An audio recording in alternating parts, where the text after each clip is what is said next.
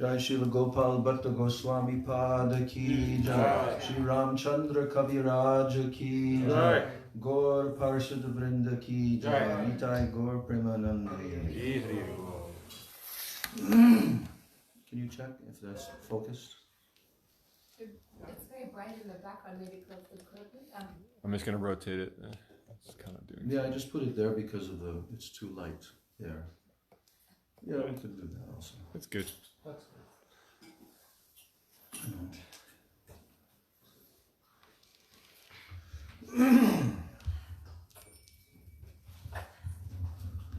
Gurudev Gaurachandraya Radhikaya Itanalaye Krishnaya Krishna Bhaktaya Tadbhaktaya Namo Namaha Vandeham Shri Guru Shri Jataha Padakamalam Shri Gurun Vaishnavam Shri Rupam Sagrajatam Sahagana Raghunathan Vitam Tam Sajivam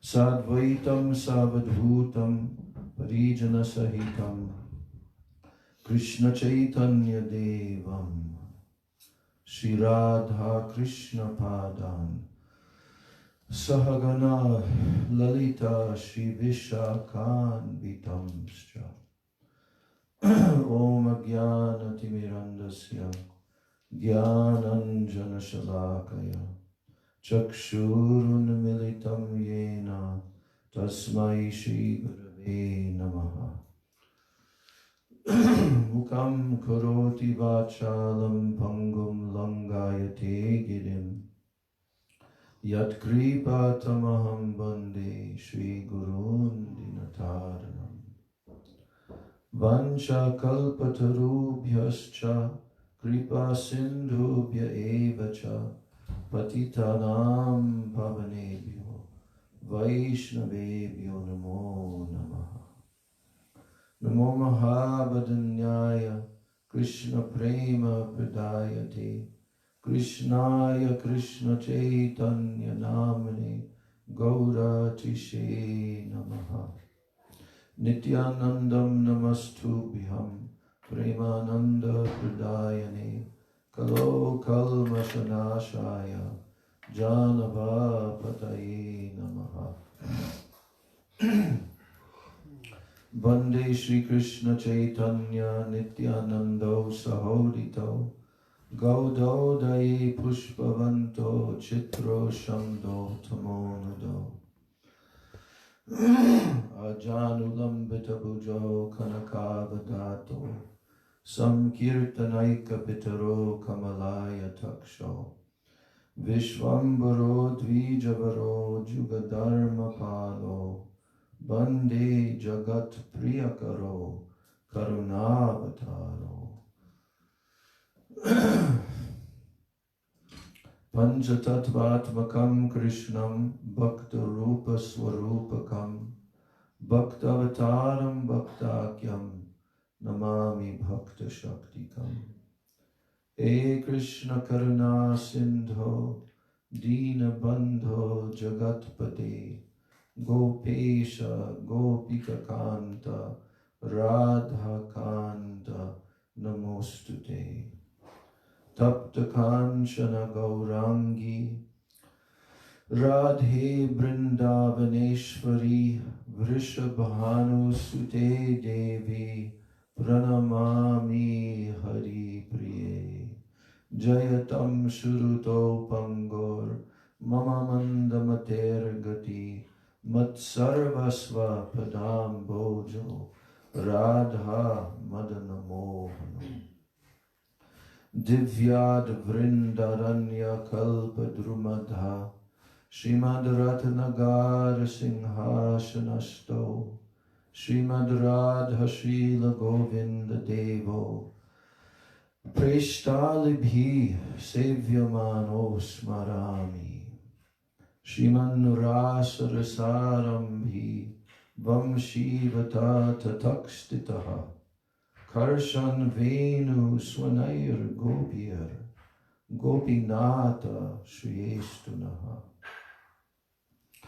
Bhaktya vihina aparadha lakshay kshiptascha kamari taranga madhye kripa mai tvam sharanam prapanna vrinde numaste charanar vindam Brindai tulsi debai priyai keshavasya cha Krishna bhakti prade devi satyavachai namo namaha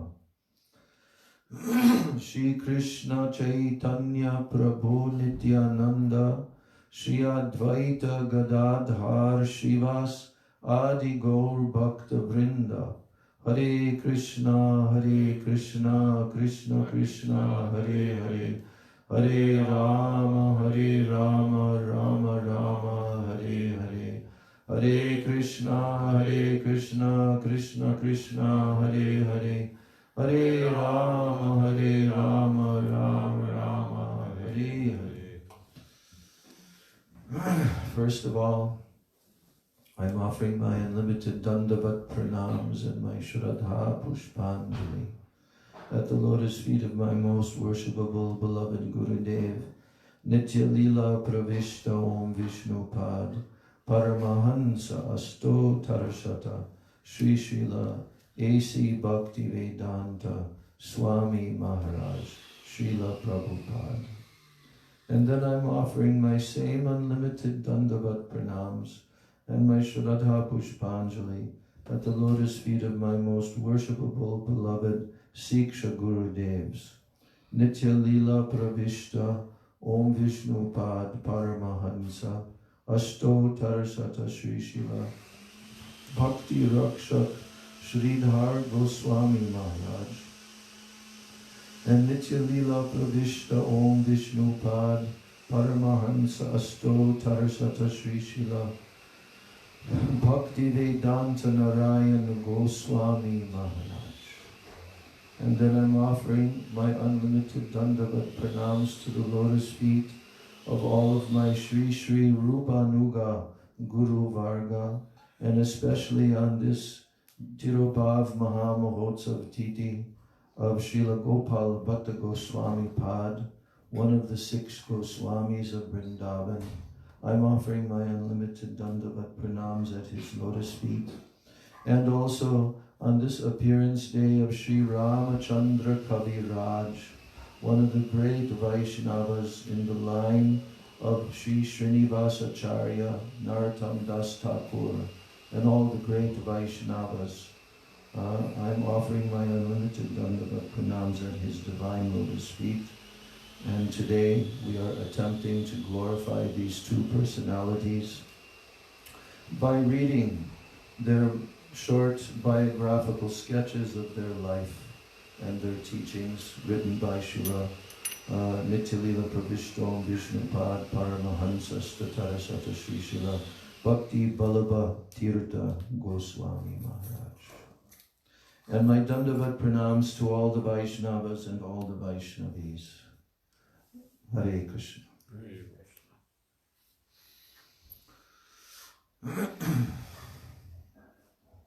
Did I get that correct? That it's appearance day of... It's a reverse. It's a reverse. Yeah. That's what I thought. So the appearance day of Srila Gopal Bhatta Goswami and disappearance day of Sri Ramchandra Kaviraj. So I'm going to read, first of all, the wonderful account of Sri Ramachandra Kaviraj, his transcendental life and personality. So this narration begins with a quotation, Sanskrit shloka, which is from the Sangita Madhava Nataka, yes, and also quoted in the Bhakti Ratnakara. I'm reading that shloka. Svardunyas tira bhumau sarajani nagare Gauda Bhupadi Patrad Brahmadyad Vishnu Bhaktad Apisu Parichatat Shri Chiranjiva Senat Yak Shri Ramendra Nama Samajani Parama Shri Sunanda Bidayam Soyam Shriman Narakye Sahi Kavi Nripati Samyag Asid Abhinna.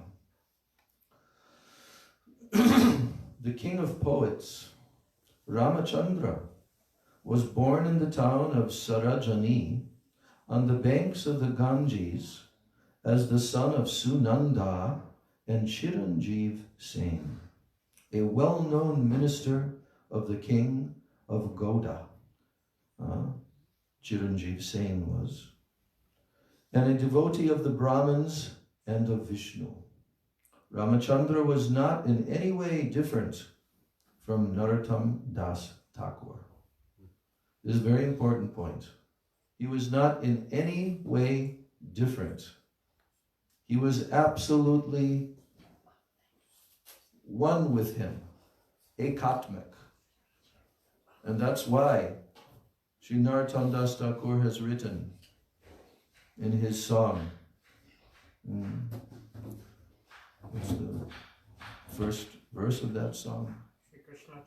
Ya Prabhu Daya Karo More Toma Bina Ke Dayalu Jagata Sangsari. So in that song, Narottam Das Thakur is praying to all of the associates of Mahaprabhu, to Mahaprabhu, Nityananda, Advaitacharya, Srinivasacharya, Swarup Damodar, Rupa Goswami.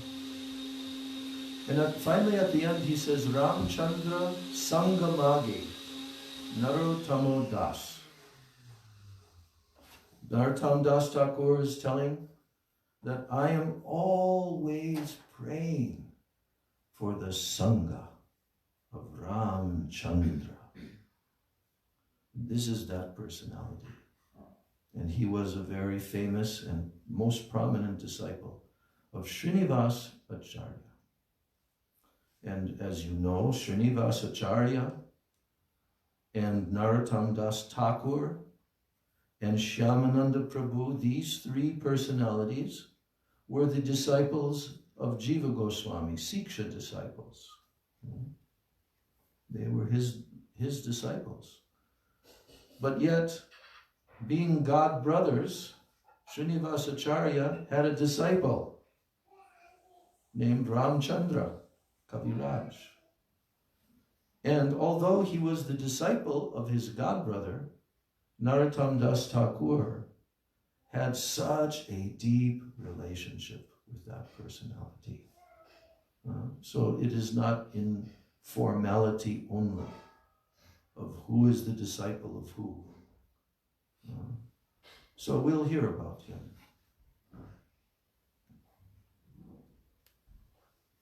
So Chiranjeev Sen, Chiranjeev Sen was a resident of Sri Khanda. No, I just read this, sorry.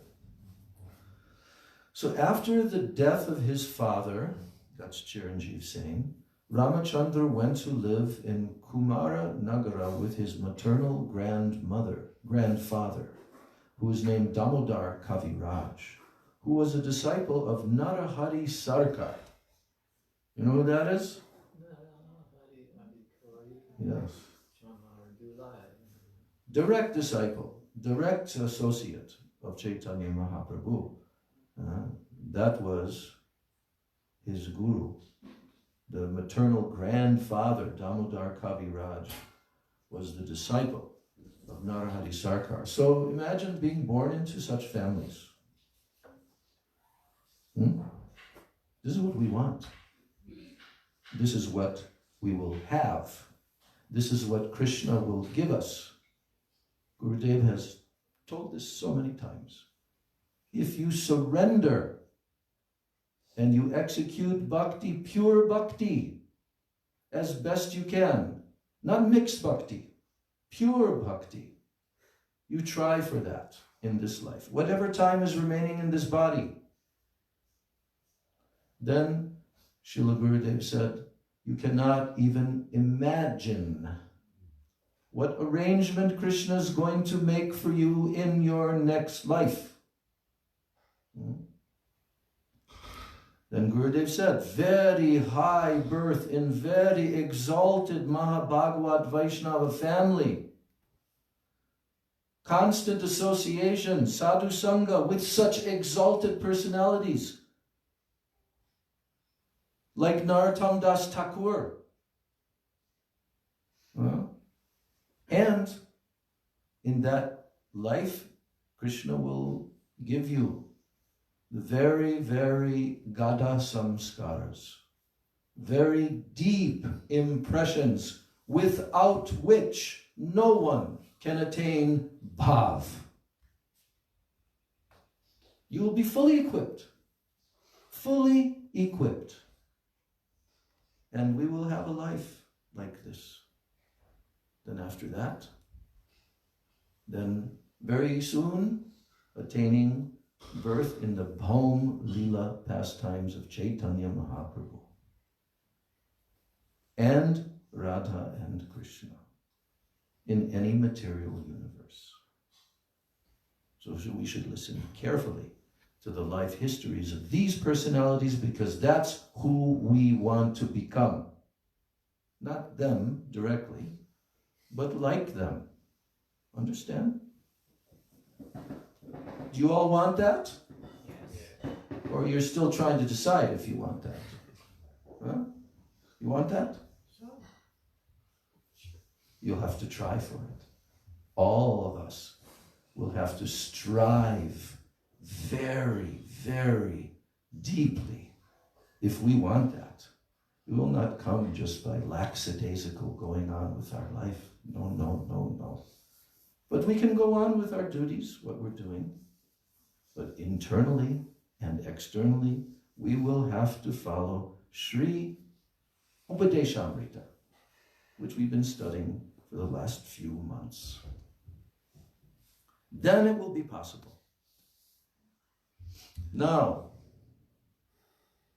later, Ramachandra went to live with his younger brother, who's named Govinda Kaviraj.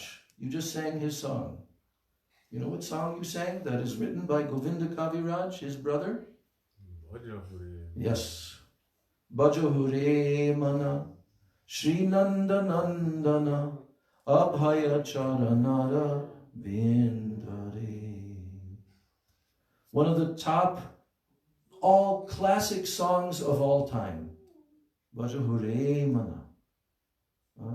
All the Vaishnavas, all the associates of Mahaprabhu, when Govinda Kaviraj penned that song, they were astonished. That's why it's constantly being sung for hundreds and hundreds, and it will be sung for lakhs of years in this Kali Yuga, Danya Kali Yuga. That song, Bhajahure Mana.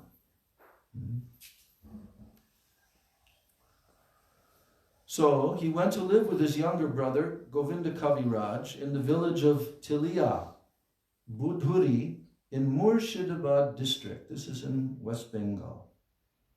This place has the distinction of being his Shripat. You know what a Shripat is? The place of birth or the place of residence of a great Vaishnava Mahabhagavat personality.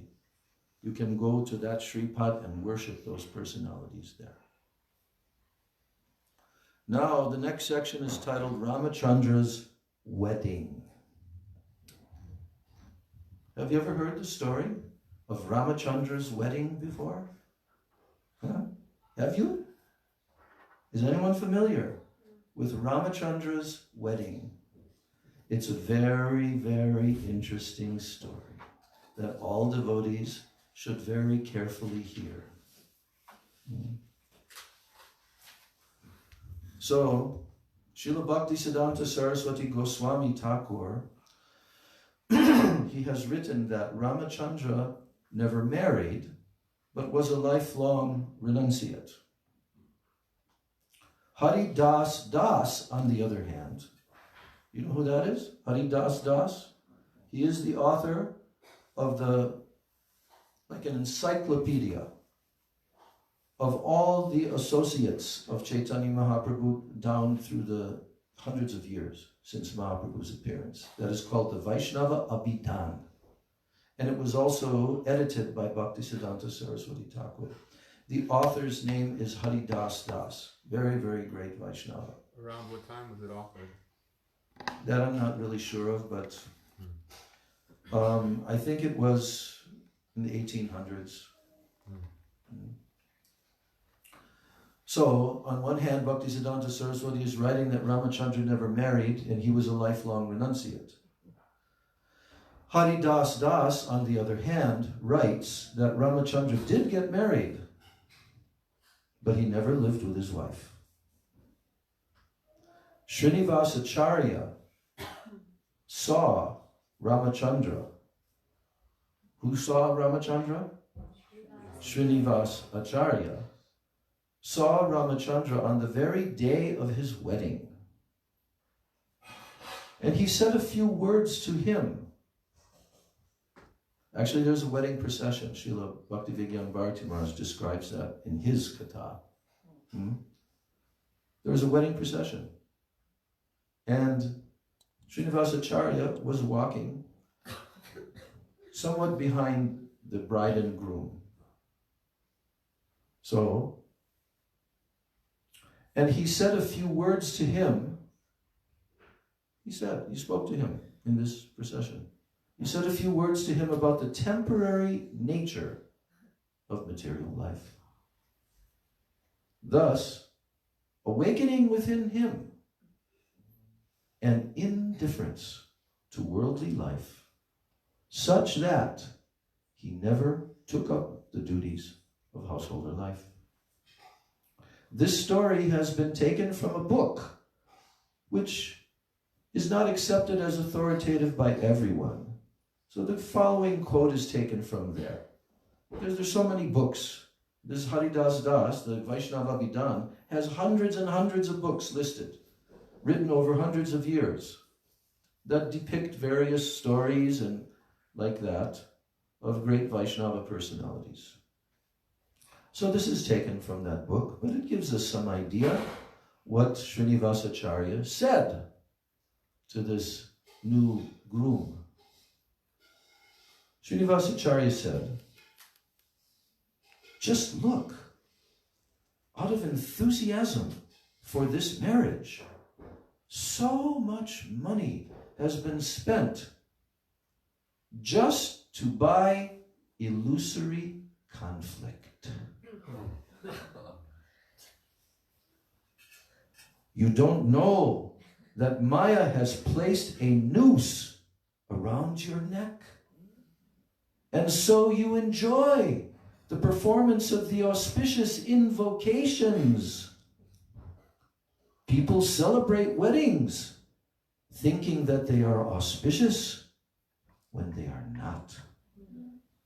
And always think that they have been fulfilled." I'll leave that quote for everyone to contemplate and consider seriously.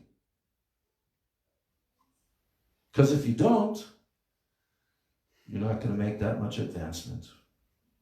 It is required. It's okay. Nobody has said here that it's not okay for the Vaishnavas to enter household life and perform the duties and all that. We know that. But it's not okay to think, oh, this is illusory, this is bliss, this is so fulfilling. Never. Otherwise, you cannot be a Vaishnava. You can be what is called a Vaishnava Abbas, but not a Vaishnava, because a Vaishnava understands tattva. They understand truth and reality, and they live in that, whatever ashram that they're in. Those of you who have not been able to attend all these classes that we've been giving, reading Bhaktivinoda Thakur's amazing, amazing commentaries, you've not yet heard all of the details of how householders should live. Vaishnava householders. And renunciates. Everything's there. Go through it on your own. Do yourself a big favor and open up the Upadeshamrita. If you have the book, you'll see the whole essay, almost 200 pages of Bhaktivinoda Thakur's commentary on verse 2 and 3 of Srila Gadeshamrita. The 6 favorable, 6 unfavorable. And he writes an entire chapter for each one. I'll leave that with all of you. Now, the next section is titled the Kaviraj title. Where did this title Kaviraj come from? Ramachandra Kaviraj. You know what the word Kaviraj means? King. King. King of poets. Yeah. Kavi means poet, and Raj means king. Kaviraj, greatest of poets. This is one of the qualities. This is one of the distinct qualities of Vaishnavas. 26 qualities. He is a poet. He is a poet. So now, with this Kaviraj title, Srinivasacharya, he was overcome with affection for Ramachandra. Who was overcome with affection for Ramachandra? Srinivasacharya. And where was Srinivasacharya? At the wedding. Yes. So he was overcome with affection for Ramachandra. So That he... Ramachandra was about to get married, or he was... Yeah, well, it appears that he was already married in the procession. Okay. Yeah. Because Haridas Das said, well, you know, he said that he got married, but he never lived in household life. Yes. So, Srinivasacharya was overcome with affection for Ramachandra, so much affection for Ramachandra, that he gave him the Diksha mantra, and he engaged him as his personal servant.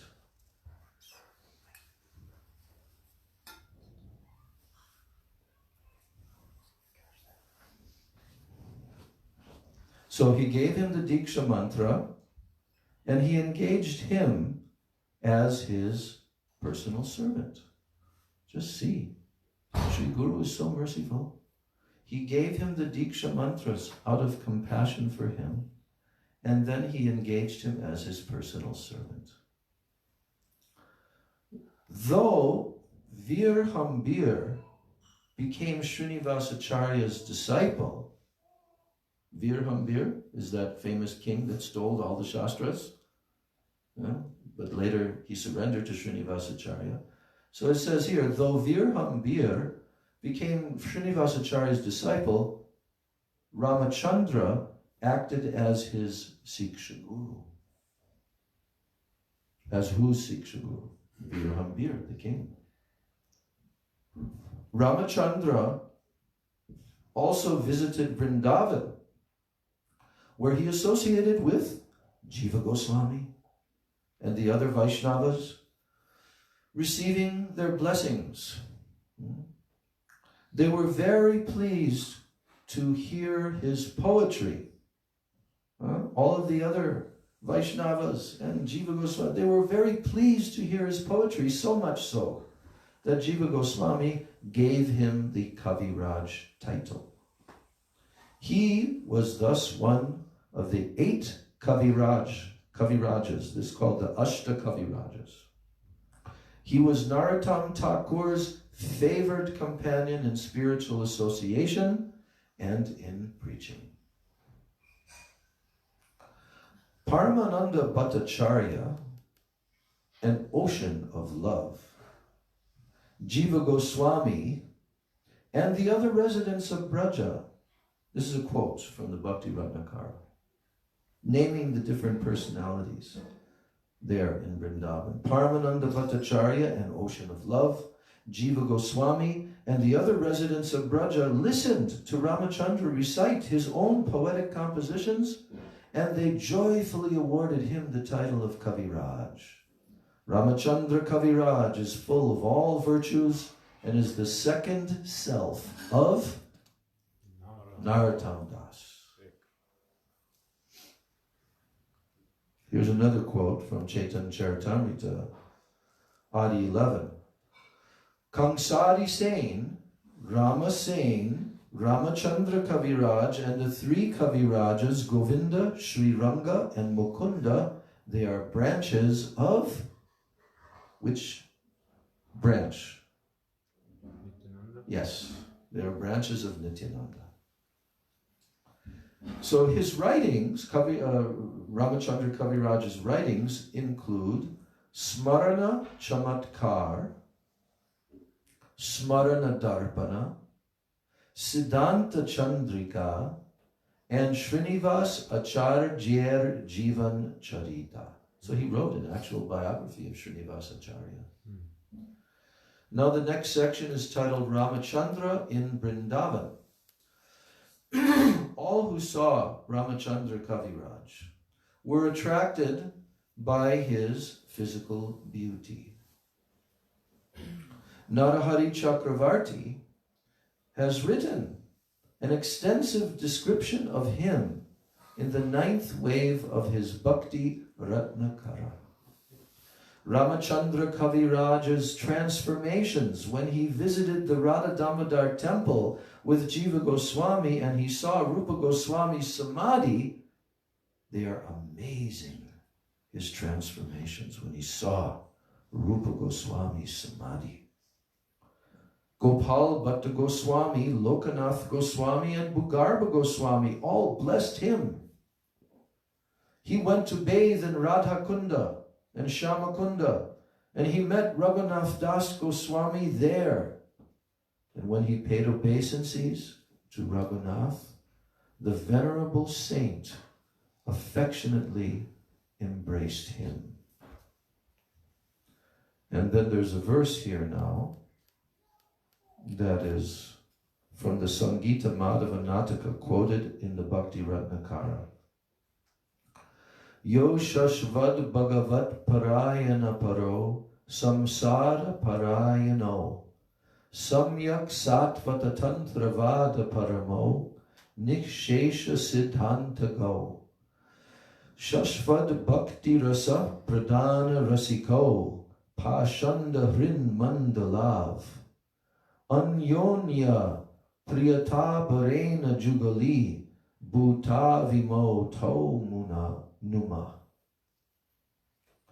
I pay my obeisances to Narottam and to Ramachandra, who are devoted to all those who have dedicated their lives to the Supreme Lord, who help people to cross over the ocean of material life, who know all the scriptures completely and have understood all the transcendental doctrines, who are the most generous with the distribution of bhakti rasa, and who win the hearts of the atheists who are constantly attached to each other's affectionate company. Now in his Prarthana, Narottam Das, that's his book of songs that he wrote, in his Prarthana, Narottam Das prays for the association of Ramachandra Kaviraj. Doya Koro Shri Acharya Prabhu Srinivas Ramchandra Sangamage Narottamo Das. Please be merciful, Prabhu Srinivas Acharya. Narottam Das begs for Ramachandra's association. So Ramachandra's disappearance day is the Krishna Tritiya of Magh month. Krishna Tritiya of Magh month. He passed away in Vrindavan after the disappearance of Srinivasacharya. So that's today, disappearance day. Right. So Shri Ramachandra Kaviraj ki jai. Tirubhav Maha Mahotsav Titi Shri Ramachandra Kaviraj ki jai. Gaur Parshad Vrinda Raj Ramachandra Kaviraj Goswami ki jai. Gaura Premanande Hari Hari Bol. So now, the next personality. We get to eat an entire feast with all varieties of tastes. Two great, great Gaur Bhaktas we're hearing about today. That means our life has become successful. that we're hearing the glories of these personalities, and by doing this, you will receive their mercy. And especially if you pray for their mercy. How many times has Srila Bhaktivinoda Bharati Maharaj told this and quoted the verse that describes this? Huh? How many times? You've read his books. Again and again and again and again. He keeps on quoting that if you worship the Acharyas on their appearance and disappearance days, it is just like worshiping the Supreme Lord. Sometimes even more. Why? Because they're so merciful on their appearance and disappearance days. And they give you Krishna. So now this beautiful description of Gopal Bhatta Goswami's life by Srila Bhakti Balabhatirtha Goswami Maharaj is matchless. He begins by quoting the Gaur Ganodesha Deepika, verse 184, talking about Gopal Bhatta Goswami's eternal spiritual identity. Ananga Manjari Yasit Sadhya Gopala Bhattaka Bhatta Goswaminam Kechit Ahu Shri Guna Manjari. She who was formerly Ananga Manjari, has appeared to enrich Mahaprabhu's pastimes as Shri Gopal Bhatta Goswami. Some say that Gopal Bhatta is actually Guna Manjari. This is the quote from Gaur Ganodesha Deepika. So who is Gopal Bhatta Goswami? And some say? Okay, thank you. Is it possible for both to be correct? Yeah. Yes, it is possible. So here, Sri Gopal Bhatta Goswami appeared in 1500 AD. So how many years after Chaitanya Mahaprabhu his appearance is that? 1500 AD. What year did Chaitanya Mahaprabhu appear? 1486. 1486. So 1500 minus 1486 is how much? 14. 14. Yeah. So Gopal Bhatta Goswami, now we can figure, because we're going to hear about how when he was a boy he met Chaitanya Mahaprabhu, when Mahaprabhu stayed for 4 months in his father's and uncle's house. Where? Sri Rangam, South India, 4 months of the rainy season. We're going to hear. So, according to some authorities, some say he was born in 1500 AD, and some say 1503. He was born as the son of Venkata Bhatta in the town of Sri Rangam in South India. Their residence was in a village not far from Sri Rangam, which is called Belagundi. So according to Narahari, in the Bhakti Ratnakara, Srila Gopal Bhatta Goswami was given a vision in a dream by Mahaprabhu, in which he was fortunate enough to witness all the Lord's Navadvip pastimes. Who told this? Who has told? Narahari in Bhakti Ratnakara. Narahari Chakravarti, who wrote Bhakti Ratnakara. He's telling that actually Gopal Bhatta Goswami, as a young boy, he was given this dream by Mahaprabhu, in which he was fortunate enough to witness all the Lord's Navadvip pastimes. Would you like to have such a dream? Yes? Yes. Yeah. You have to be qualified. Not anyone can have such a dream. An eternal associate of Krishna he appeared in a faraway place in order to participate in Lord Gauranga's pastimes. So, what is that telling? That many of the eternal associates of the Lord appeared in very faraway places. Not just in Navadvip, not just in Navadvip Mandala.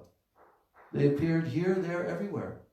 Even Sri Nityananda Prabhu and his associates, they appeared far outside of Gaura Mandala in the town of Ekachakra. But why? Why did the Lord arrange for them to appear in such faraway places? 2 reasons. What's the first reason? To participate in the Lord's pastimes. And the second reason? To show that caste is not a qualification for Krishna Bhajan? No, not really. No. To further spread the Krishna conscious movement, like throughout. That's getting warmer. Wait, why are they in different places? Why did they appear in various faraway places?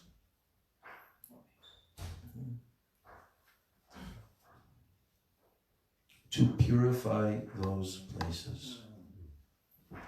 Yes. Wherever a great personality, Vaishnava, appears, that place is a holy tirtha. They purify everything and everyone. So, an eternal associate of Krishna, he appeared in a faraway place in order to participate in Lord Gauranga's pastimes. Even so, he was able to know, long before he even saw him, that the Lord had appeared and taken sannyas. How old was Mahaprabhu when he took sannyas? 24. 23. He's 24.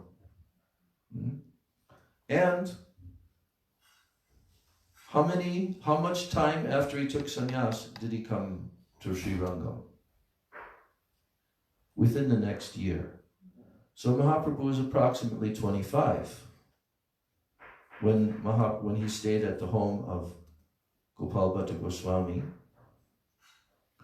So if Mahaprabhu was 25 years old, and we already figured that when Gopal Bhatta Goswami took birth, so let's say it's 1503. So that was 1503.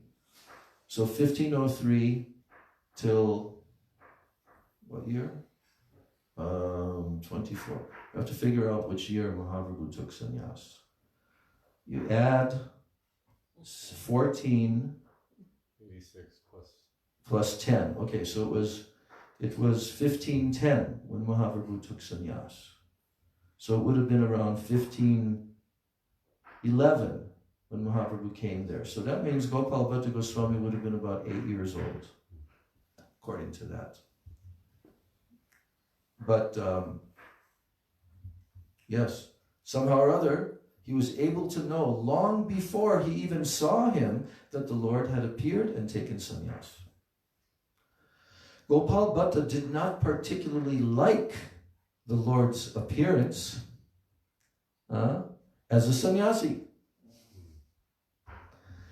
He was distressed, and he was crying alone when the Lord appeared to him and gave him the dream vision of his Navadvip Leela. And in this vision, the Lord was overwhelmed by ecstatic love, and he embraced him and drenched him in his tears. What do you think of that? Huh? Good. Amazing. Yeah. So having said this to Gopal, this is a quote from Bhakti Ratnakara. Having said this to Gopal, the Lord embraced him and drenched him in his tears. He then told him to keep all these experiences secret. And Gopal felt great joy in his mind. Now comes the section of Mahaprabhu's teachings to Gopal Bhatta's father, Venkata Bhatta. This came up in our conversation yesterday, I think, right? Someone was asking about what is the praman, what is the evidence, how do we show for sure that Krishna is the original form of the Supreme Personality and all the other avatars, including Lord Narayan, all expansions, they're his amshas, they're his parts. So, in 1510, we're correct. In 1510, Mahaprabhu made his auspicious appearance in the pilgrimage city of Sriranga.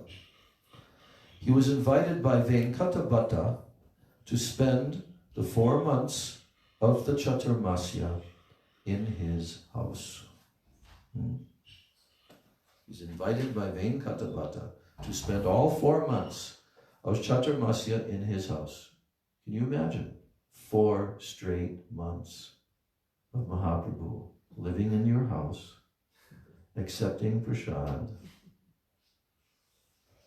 Yes. So, knowing him to be a strict Vaishnava, Mahaprabhu accepted his invitation. In fact, the Lord's pastime of coming to Sriranga and staying at Venkatabhatta's home was to give his mercy to Gopal Bhatta and his family. For the Lord knew that Gopal, his eternal companion, had appeared there. Yes. So at this time, Gopal Bhatta was still a young boy. He was fortunate enough to be able to serve the Lord by massaging his feet. Even though he was satisfied with Venkatabhatta and his family's service, the Lord observed that Venkata had an element of pride in his object of worship. He believed that his worshipable deity, Lakshmi Narayan, was the supreme worshipable object, and that Narayan was the source of all other incarnations, including Krishna, Ram, and Nrsimha. His reasoning was that Narayan is never born. He is Aja, that means not born. While Krishna and Rama, they take birth in this world. So he thus thought, Mahaprabhu worships Krishna, the incarnation of Narayan, while we worship Narayan, the source of all incarnations. So Madhusudan is the destroyer of false pride. That's why he's called Madhusudan. He kills demons. Pride is like a demon. So Krishna, Madhusudan, is the destroyer of false pride. And Mahaprabhu finally decided one day that he would do the same for Venkata. He asked him in a bantering tone, Venkata, I hear that no one is equal in opulence to your Lord Narayan, and the same is true for your worshipable goddess, Lakshmi Devi. On the other hand, the object of my worship, Krishna, he has no opulences of any kind. He wears garlands of wild forest flowers and uses peacock feathers for decoration. He is the son of Nandagopa, and he spends his days grazing the cows with the other cowherd boys. My worshipable goddesses, the gopis, they are also nothing but poor cowherd girls. So I wonder, therefore, why your worshipable Lakshmi Devi came to Vrindavan to perform austerities in the hope of gaining Krishna's company in the rasa dance. This is what Krishna told to Venkata in a bantering tone. Gurudev would always mention this with a slight smile on his face, because he had been living intimately with the family. So he had like more of a casual, so he could joke with them. So in this way now, he posed this, right? But still challenging him, right? So Then Venkata, he immediately answered, what's wrong with that? What's wrong with that? That my Lakshmi came to Vrindavan to do austerities so that she could enter into the company of Krishna in the Rasa dance. Venkata said, well, what's wrong with that? Radha's beloved Krishna is non-different from Lakshmi Devi's husband Narayan. This is his thinking. Then he quoted a verse. This verse is actually included in the Bhakti Rasamrita Sindhu of Rupa Goswami.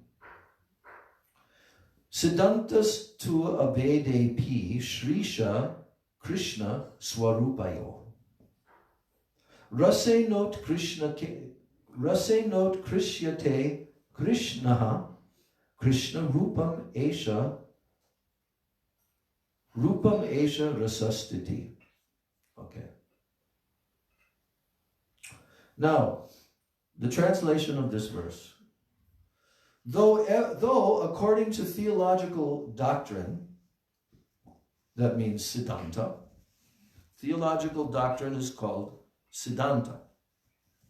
Yesterday in our class, we described the meaning of the word Siddhanta. What's the meaning? Perfect conclusion. Of Knowledge. Of the Vedic knowledge. Yes. Very good.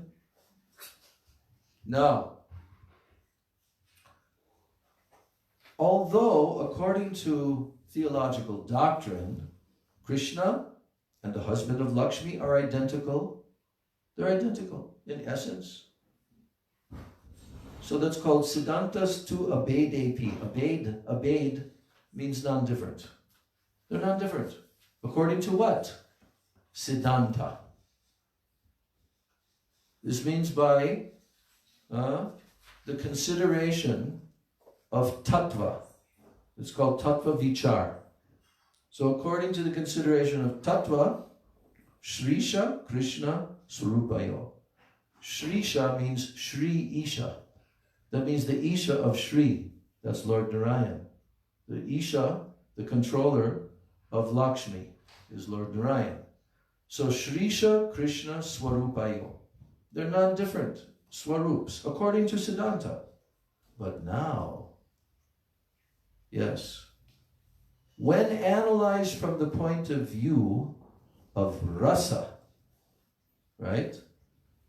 From the point of view of divine sentiment, of rasa, the form of Krishna is superior.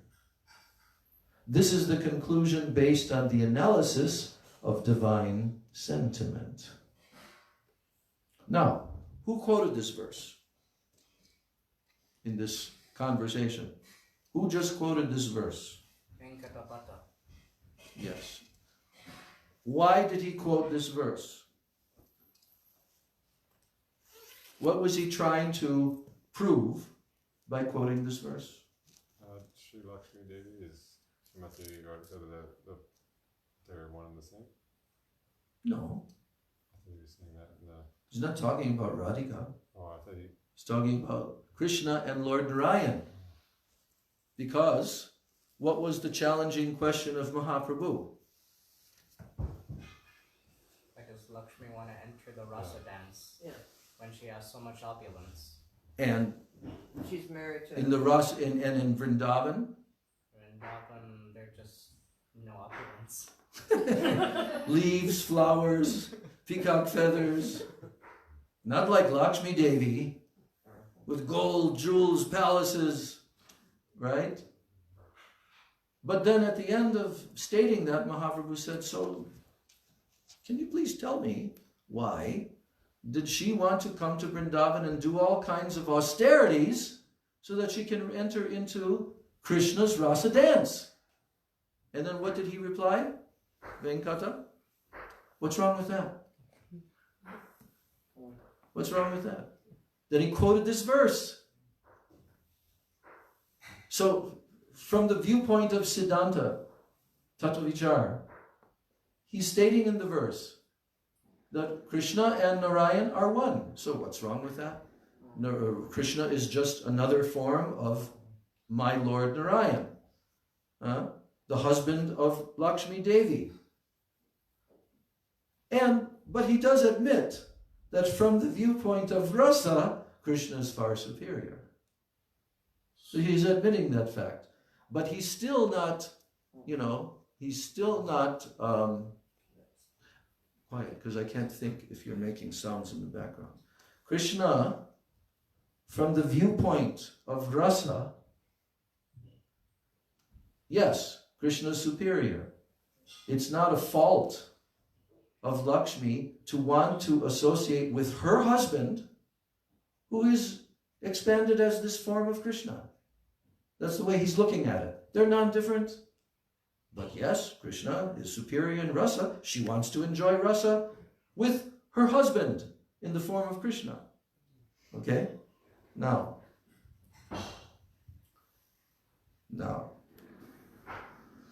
And he went on. He says, since the divine sentiment in Krishna is superior, there is no fault. If Lakshmi Devi chooses to seek his association and to perform austerities to that end. But then Mahaprabhu answered him. And Mahaprabhu said, I'm not saying that there is any fault. I'm not saying. I agree that from the transcendental point of view, Krishna and Narayan are identical. The difference between them is based on an analysis of rasa.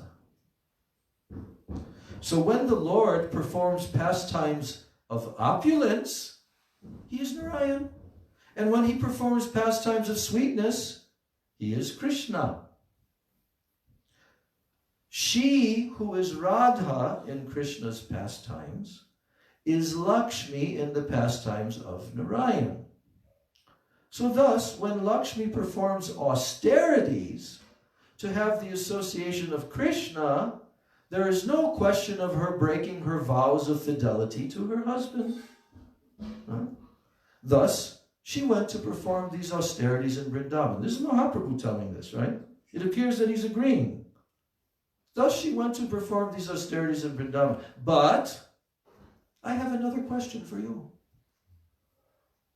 Why, even after trying so hard through such penances, etc., to enter Krishna's Ras Leela, why was Lakshmi still unable to do so? Venkata, can you tell me? Why was your Lakshmi unable to do so? Now Venkata, Bhatta, he was terribly distressed at being unable to give the Lord an answer. So Mahaprabhu observed his distress, and he tried to pacify him by saying, you yourself said that Narayan and Krishna are identical from the theological point of view. That means Siddhanta. Okay? You yourself have told that. Because he quoted that verse, right? So, but that the superiority of Krishna is determined by an analysis of what? Rasa, which is called rasa vichar, a deliberation and a consideration of rasa. From that viewpoint. Two different sides. Siddhanta vichar, tattva vichar, and rasa vichar. So he's trying to comfort Venkata now, after Venkata is like completely unable to answer the question that Mahaprabhu was posing him. Why could your Lakshmi not enter? So he's saying, yes, it's true. Krishna and Narayan, they're one. You said that yourself. But that the superiority of Krishna to Narayan, how is that determined?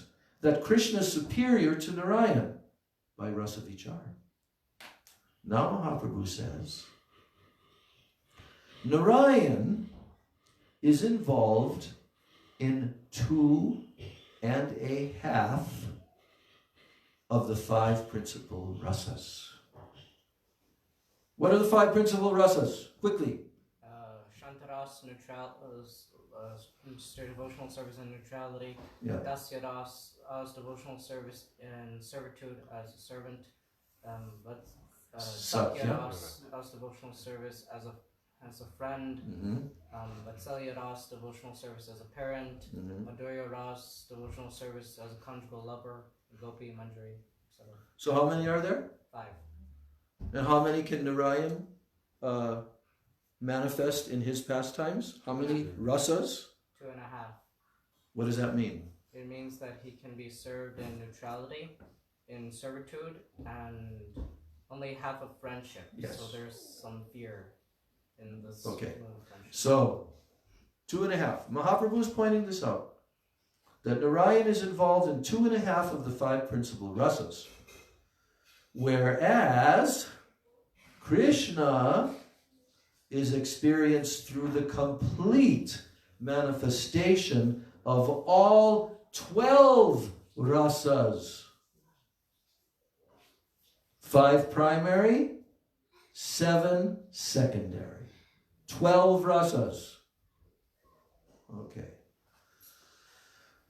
So, since Narayan's Leela is primarily one of opulence and of majesty, his principal devotee is Lakshmi, who also worships him in the appropriate mood of awe and reverence. The same Lakshmi Devi is Radhika, in order to heighten the experience of conjugal love. And unless one follows in the footsteps of Radha and her expansions, the gopis, who are the repositories of these transcendental sentiments of prema in conjugal love, then it is impossible to relish Krishna's sweet qualities. What is impossible? To relish Krishna's sweet qualities. If what? On reverence. Yes. Because the only way that you can do that, it's impossible if you don't follow in the footsteps of who? The gopis. And Radha. Radha, yeah, of course. Yes. Now, since, okay. Unless one follows in the footsteps of Radha and her expansions, the gopis, who are the repositories of conjugal love, then it is impossible to relish Krishna's sweet qualities. Then there's a continuation of this point. Krishna's sweet qualities means those virtues which are particularly inspiring for the mood of romantic love, conjugal praying. The reason for Lakshmi Devi's failure is, what's the reason? Oh, now Mahaprabhu is going to tell Venkata why Lakshmi Devi failed. The reason for Lakshmi Devi's failure is that she did not follow in the gopis' footsteps, but she continued to perform her austerities in the mood of awe and reverence. Aishwarya. And as a result, she repeatedly found herself in the company of Narayan and never in that of Krishna. Now, by way of contrast, the Shrutis, that's the Vedic literatures personified, the Shrutis they followed the gopis. You know about the Shruti-chari gopis and the Muni-chari and Rishi-chari gopis, all the different groups of gopis that were enabled to take part in the Ras Leela. That's all described. Gurudev has gone into that many times. And one of those was the Shruti-chari. They took birth as gopis in Braj. The Vedic literature is personified, the Shrutis personified. And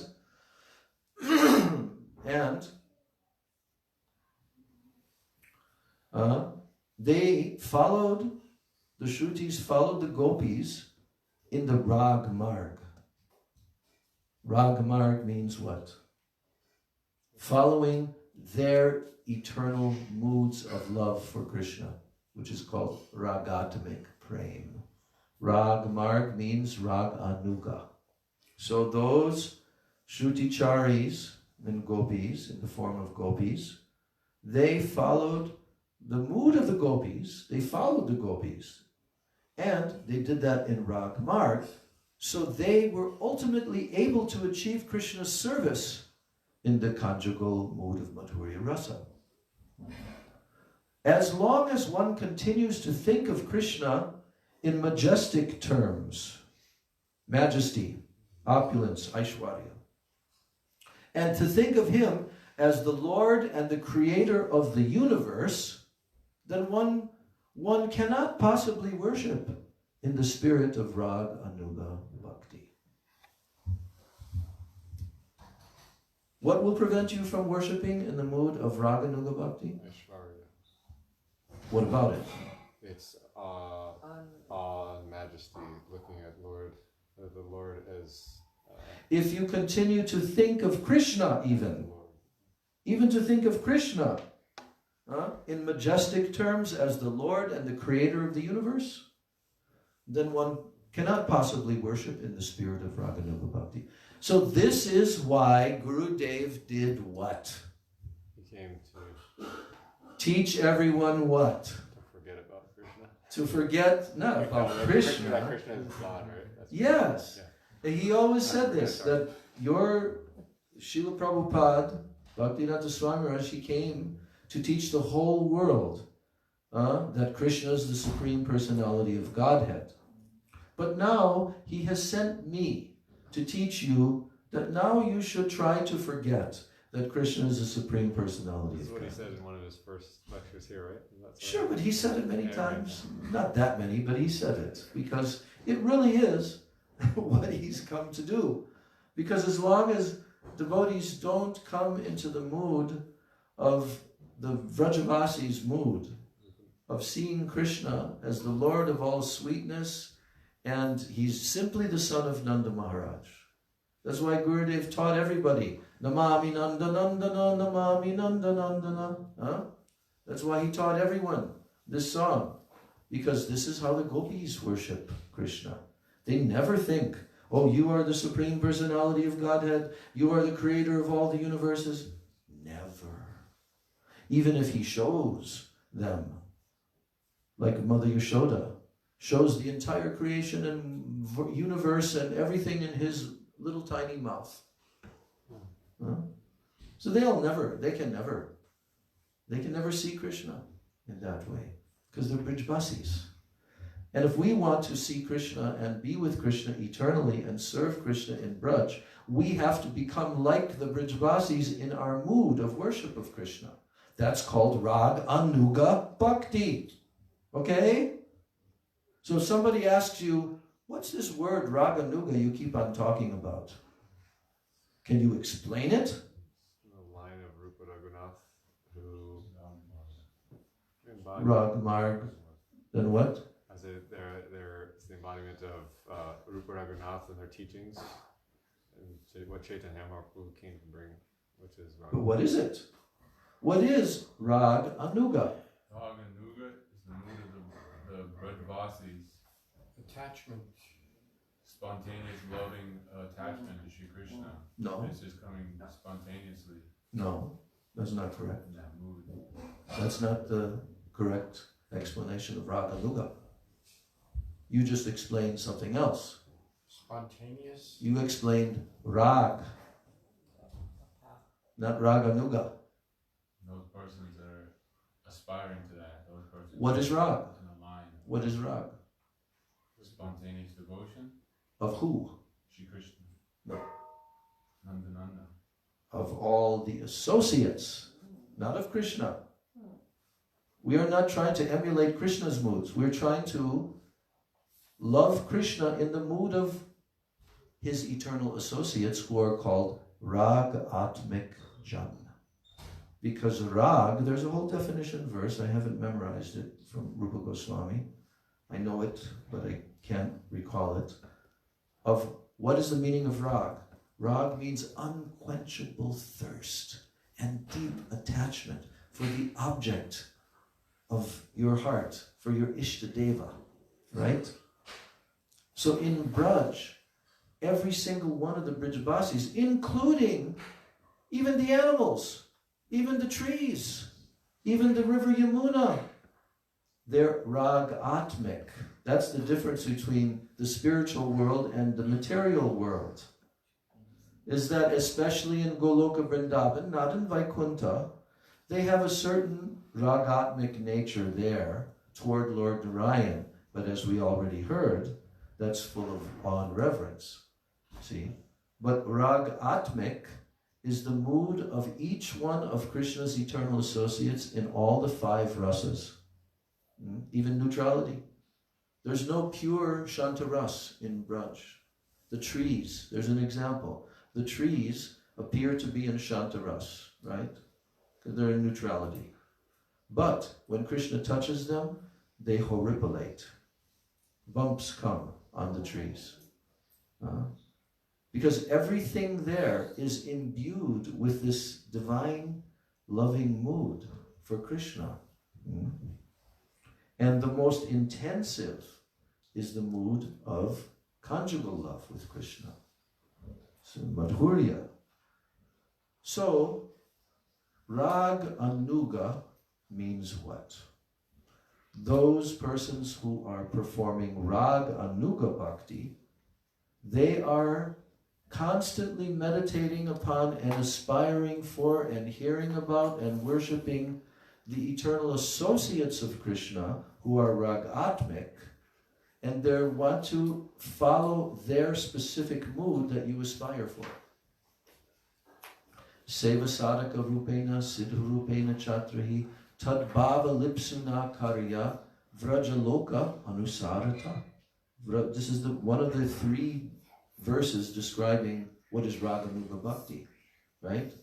And here it's saying vrajaloka anusarata. Anusar means to follow in the footsteps and their moods, anusar. Of who? Vrajaloka. The lokas, the Vrajaloka means those who live in Braj. And Tadbhava Lipsuna Karya. Tadbhava Lipsuna means for that particular bhav, of that particular associate, that you lipsuna. Lipsuna means you aspire towards that. So Rag Anuga Bhakti, this is the following of Rag Atmic Bhakti and the Ragatmic Jan. Now do you understand? This has to be very, very clear. Rag Anuga is practiced emulating their moods and aspiring for their moods. And then there's another verse, I can't remember how it starts, but Rupa Goswami is describing that one will always be hearing about and meditating upon those specific moods of those eternal associates. So that is Manasiksha of Raghunath Das Goswami. Manasiksha is describing how to implement Rag Anuga Bhakti.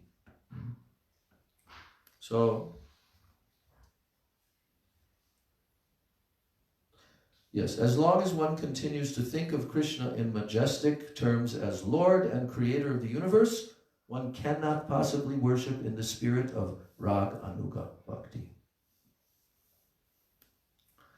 So here's a quotation now from Chaitanya Charitamrita, Madhya Lila, chapter 9.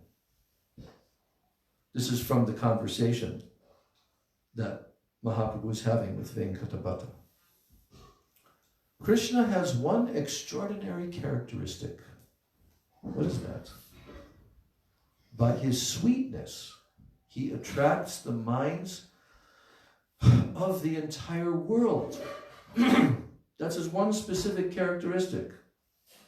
Simply by his sweetness, he attracts the minds of the entire world. By taking on the mood of the Vrajagopis, one can attain to his lotus feet. The people of Braja, they have no idea that Krishna is the Lord and the creator of this universe.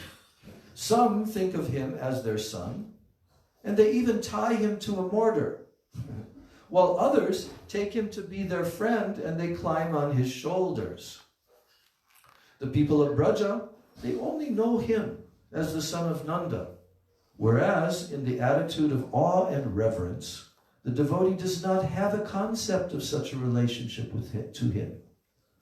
But one who takes the attitude of a resident of Vraja, one who takes the attitude of a resident of Vraja will attain Krishna as the son of the king of Vraja in Vrindavan. The next is also a quotation. In that conversation, he's quoting another scripture. And he's saying, when the gopis, the objects of my worship, Mahaprabhu is telling to Venkatavata, when the gopis, who are the objects of my worship, were abandoned by Krishna in the rasa dance, they began to cry in the intensity of their distress at not seeing him. Krishna came to them in the form of Narayan, but the gopis simply paid their obeisances and moved on in search of Krishna, showing absolutely no interest in him as a lover. And when Radharani stood before the disguised Krishna, however, he could not maintain the four-armed form, but he once again appeared in his form as the holder of the flute. Such is the power of Radharani's love. That's a quotation. It doesn't say, there's a footnote there. Then he goes on. Nanda Nandan Krishna. Which Krishna? Nanda Nandan Krishna. What does Nanda Nandan mean? The son of Nanda. And Braj. So that Krishna, there's other Krishnas, but that Krishna, Nanda Nandan Krishna, is the avatari. Now, Mahaprabhu is educating Venkata, and he's telling him, this is the fact. Krishna, the son of Nanda Maharaj, is the avatari. What does avatari mean? The source of all other avatars. Yes, he's not an avatar. He's not an expansion or incarnation, no. He is the source of all avatars. That's called avatari. So he tells him that.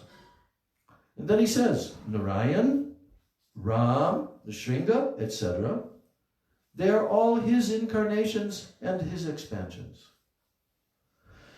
Krishna is Swayam Bhagavan, the Supreme Personality of Godhead.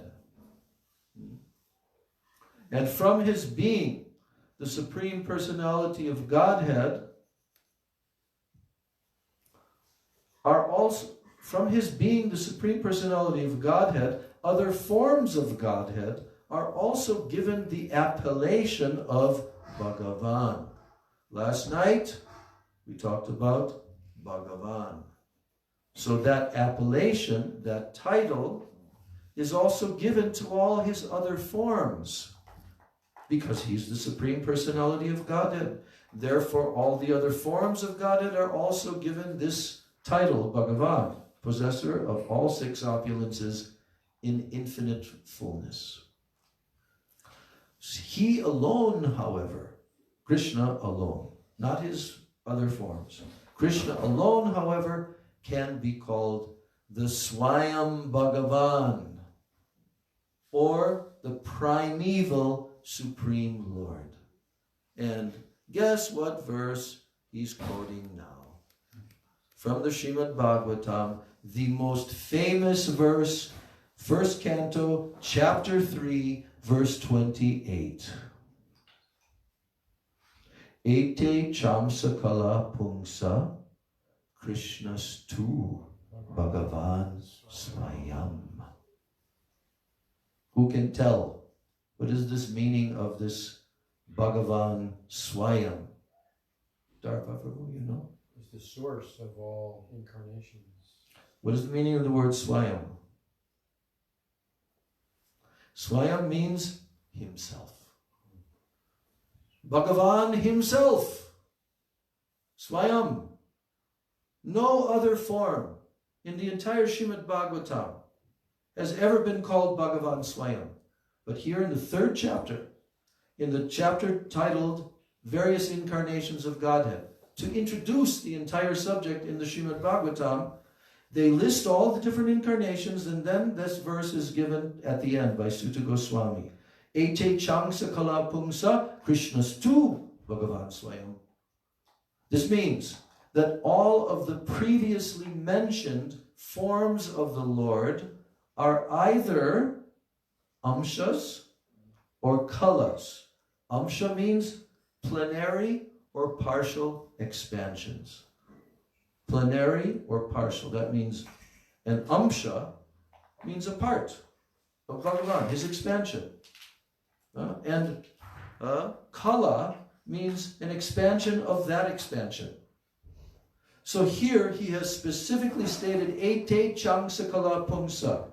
All of these incarnations we just mentioned, they are amshas or kalas.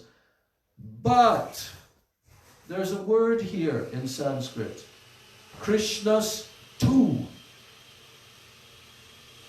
Krishnas tu means, but Krishna, who has also been mentioned in this list, is Bhagavan Swayam. Krishnas tu, Bhagavan Swayam. Yes, all these are amshas and kalas, but Krishna is Bhagavan Swayam. So, and he, Krishna, and his expansions, they appear in every age to bring joy to this world when tormented by the enemies of the demigods.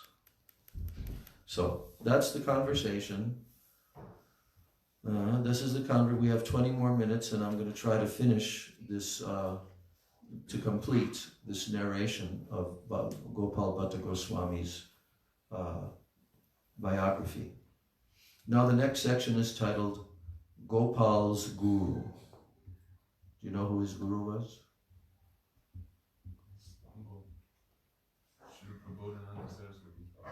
Right. What was his relationship with Prabodhananda Saraswati? He was his uncle. Yes, he was his uncle. Because there were 3 brothers who were living in the house where Mahaprabhu stayed in Sri Rangam. One is Venkata, one is Trimalabhata, and the other is Prabodhananda Saraswati. So Prabodhananda Saraswati has his samadhi in Vrindavan at the Kaliya Krishna Ghat, behind there. His samadhi is there, and he lived in Vrindavan for a very, very long time. So, through the power of Sri Krishna Chaitanya Mahaprabhu's merciful association, Venkata Bhatta, his brother Prabodhananda Saraswati, his son Gopala Bhatta Goswami, and all other family members of his family, they were inspired to give up the worship of Lakshmi Narayan. And they became engaged in the exclusive devotional service of Radha and Krishna. This is the ultimate conversion. You're being converted by Mahaprabhu himself, who is the incarnation of Radha and Krishna, who's living in your house for 4 months, and he's telling you, no, that Ishtadev that you're worshipping, he's not the top one, he's not the original. So they were all converted. And Sri Gopal Bhatta Goswami, he took initiation. He took initiation from his uncle, Tridandi Yati, Srimad Prabodhananda Saraswati. The proof of this is found in the Hari Bhakti Vilas. Here's the quotation from the Hari Bhakti Vilas.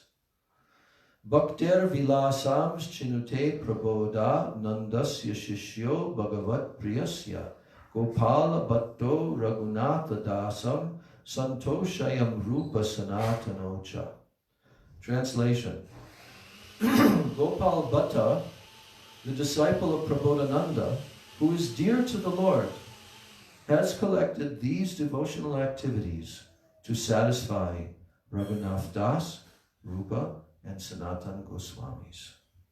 So this is written in the beginning of Hari Bhakti Vilas to tell that it was Gopal Bhatta Goswami, who was the disciple of Prabodhananda, who collected all of these different devotional activities of the Lord.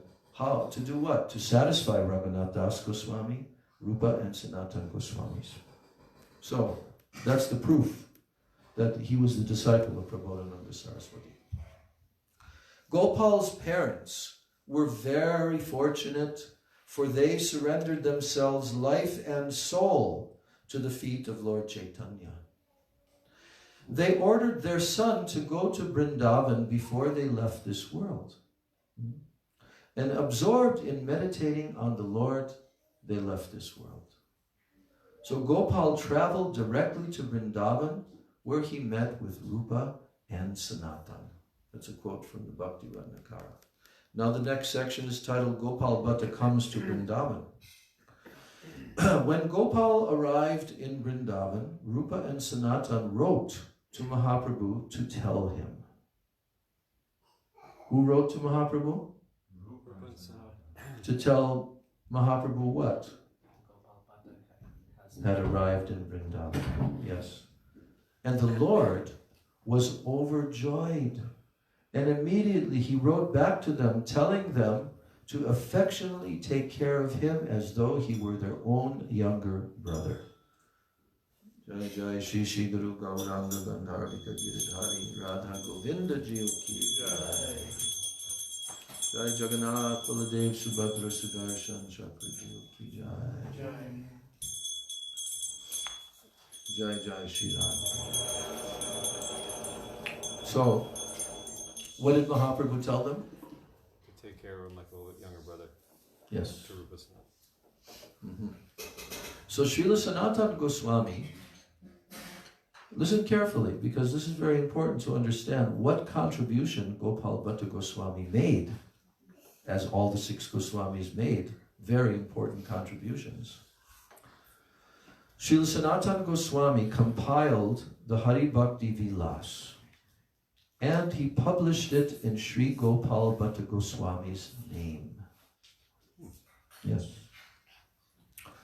Rupa Goswami considered Gopal to be as dear to him as his own life, and he engaged him in the deity worship of Radha Raman. Sri Gopal Bhatta Goswami became one of the 6 Goswamis, but he always kept an attitude of meekness and humility. Thus, when Krishnadas Kaviraj approached him for permission to write the Chaitanya Charitamrita, he granted it. Who's approaching to him? Yes, he's approaching who? Right, and he's asking him for what? Permission to write Chaitanya Charitamrita. Yes. So, when he did approach him for permission, then he granted it, but under the condition that he not write about him. That's how, devoid of any desire for pratishtha, and so deep humility. So Krishnadas Kaviraj Goswami could not go against the order of Gopal Bhatta, and thus he did nothing more than mention his name. Sri Jiva Goswami writes in the introduction to the Sat Sandarbha that he wrote it on the basis of an earlier text by Gopal Bhatta. So you know what the Sat Sandarbha is? It's Jiva Goswami's opus. 7 volumes. Extremely deep philosophical Krishna Sandarbha. Sandarbha means something like treatise. And Jiva Goswami, who wrote that, what did he write? He said he wrote it on the basis of an earlier text by Gopal Bhatta. So imagine what kind of scholar Gopal Bhatta Goswami was. Srila Gopal Bhatta Goswami also wrote a book called the Sat Kriya Sar Deepika. This means, the title means Light on the Essential Sacraments for the Vaishnavas. Kriya Saradipika, Sat Kriya. That is the book that gives all the directions for the various samskaras that are performed for Vaishnavas in this line. They have many, many such books in the Smarta, Brahmana section. But for the Vaishnavas, Gopal Bhatta Goswami wrote this, so it tells how to take initiation, how to take sannyas, what mantras are required, how to do a fire yajna, and all of these things. How to give the rites to the child, all the 10 samskaras of the human beings have to go through from birth till death, all of these things. And that's what Gaudiya Mat follows, Sat Kriya Saradipika. So thus, his contribution to Gaudiya Vaishnava literature was in editing the Hari Bhakti Vilas, preparing the notes for Jiva's Sat Sandarbha, and in compiling the Sat Kriya Saradipika, those three things. Extremely extensive contribution. And he also gave great joy to the community of devotees by writing a commentary on Bilva Mangal Thakur's book called Krishna Karnamrita. He wrote a commentary on that incredibly rasik book that Mahaprabhu would relish in his final years in Puri.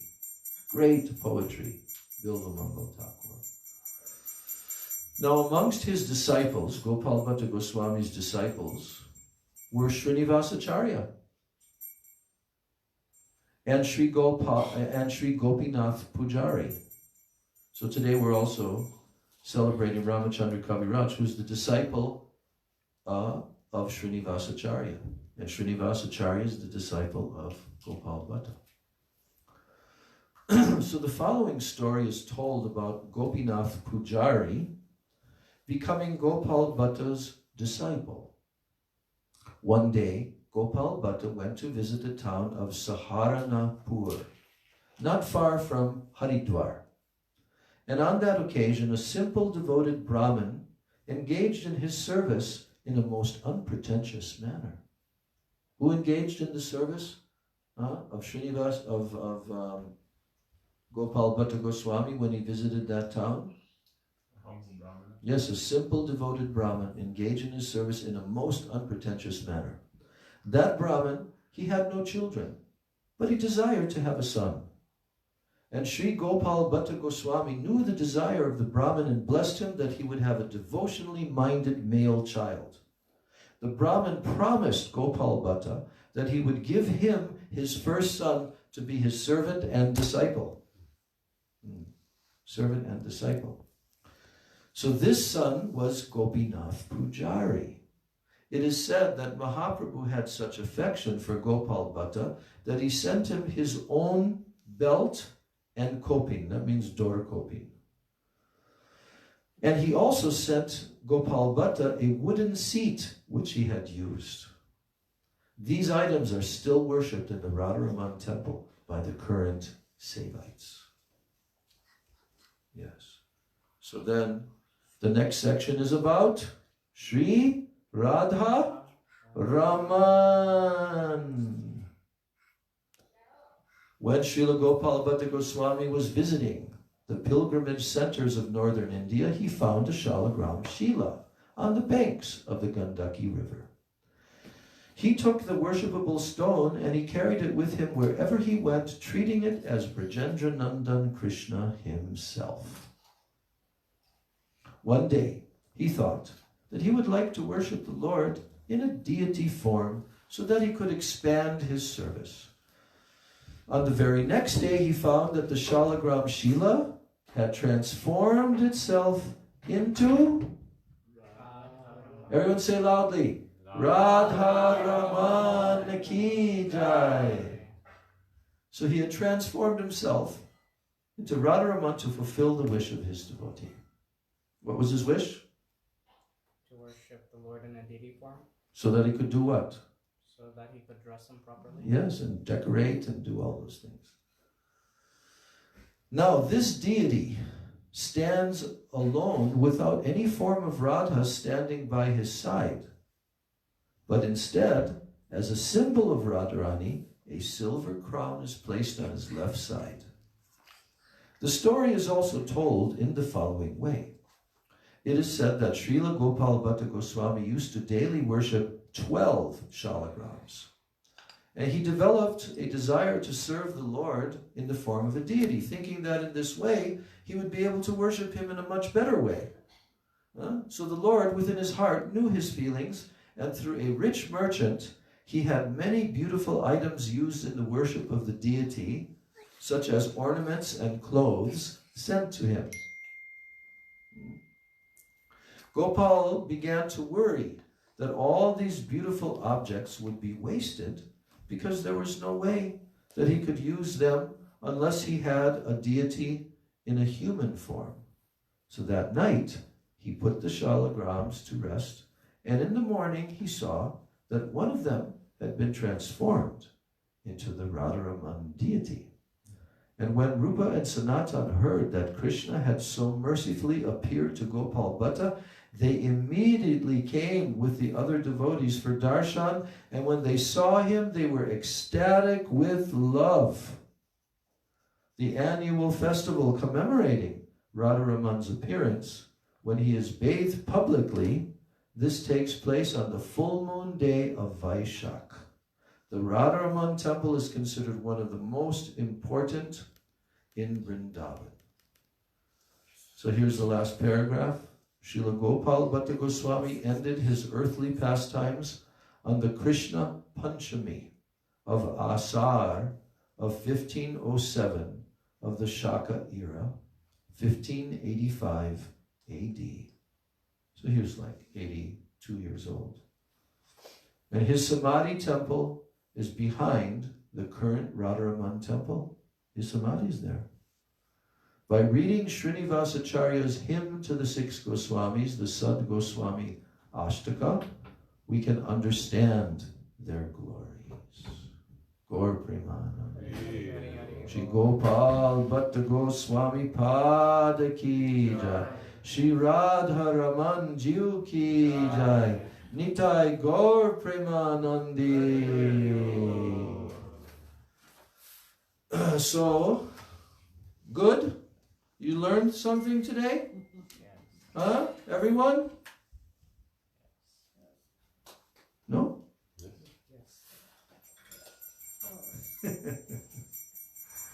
Yes.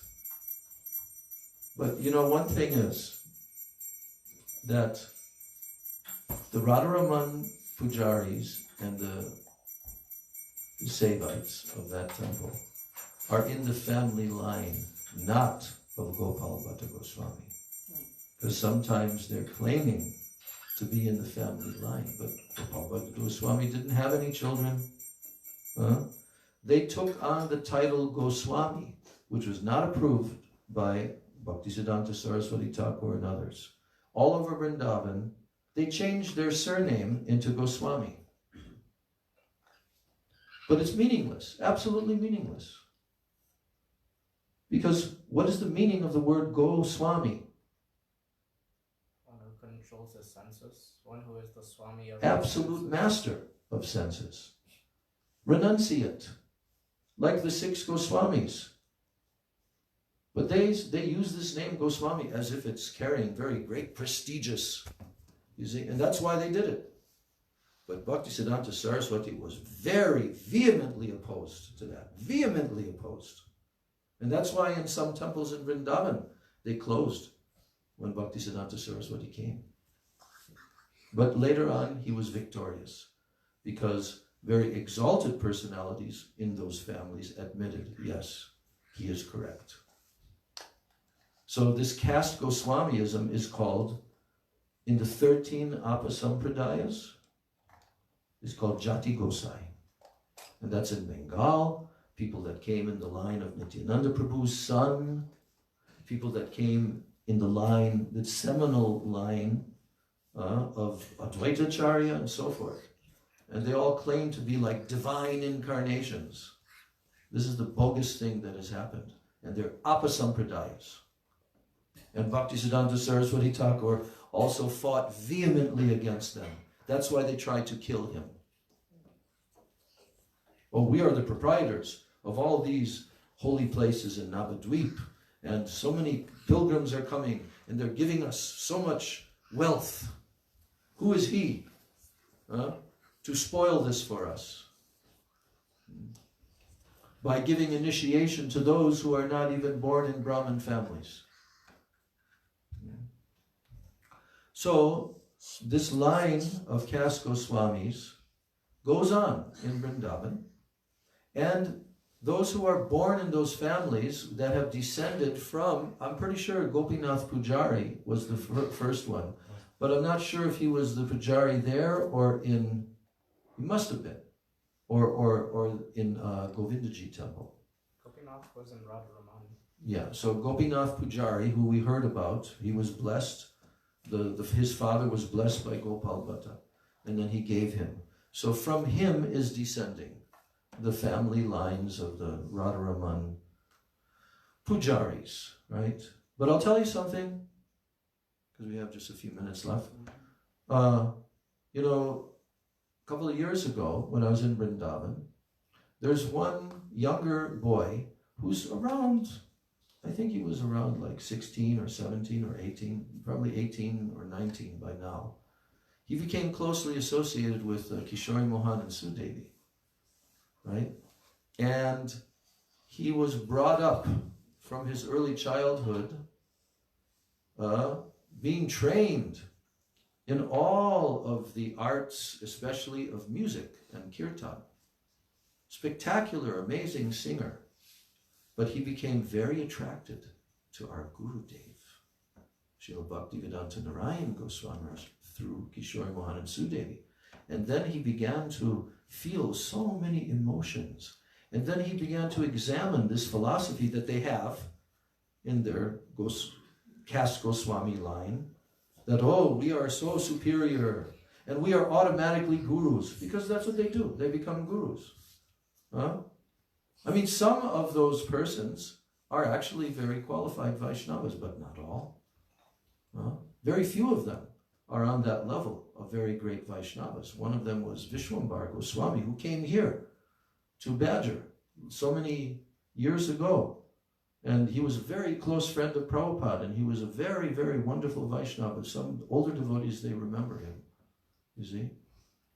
So there are even photos of him sitting with Prabhupada in the Radha Damodar temple in Prabhupada's room. So there are such personalities, and nowadays there's a younger one, forget his name, but he's a great, great lecturer.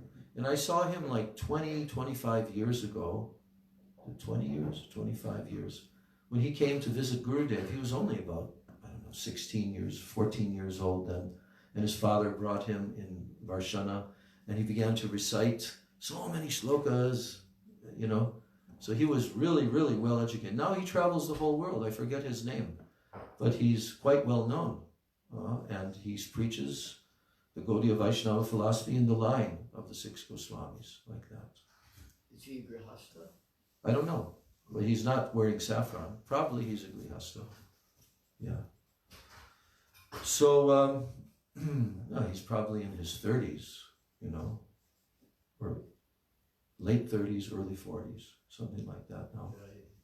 So the thing is that what I'm trying to say is that that young boy who came associated, he's creating a revolution in that family, because some of them are not approving.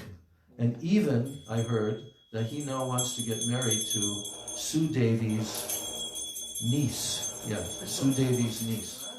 Jai Jai Shri Shri Guru Gauranga Gandharika Giridhari Shri Shri Radha Govinda Ki Jai. So that's not accepted in the caste Goswami.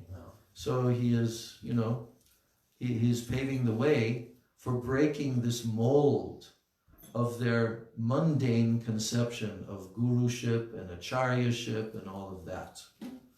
But anyway, Gopal Bhatta Goswami Pad is one of the 6 Goswamis of Vrindavan, and he descended from Goloka Vrindavan, and he is a Nangamanjari, or also both Guna Manjari. Gaur Premanandi. Jai Shri Gopal Bhatta Goswami Pad ki jai, Shri Ramachandra Kaviraj ki jai, Shri Gaur Parsada Vrinda ki jai, Nitai Gaur Premanandi. Vahisha Kalpatirubhascha Krita Sindhubeja. Bogarti ki jai.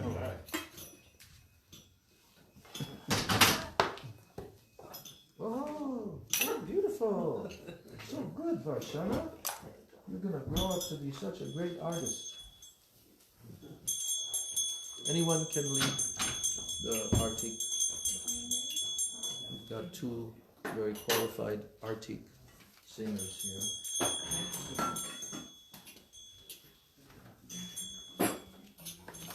Yashomati Nandana Brajabarana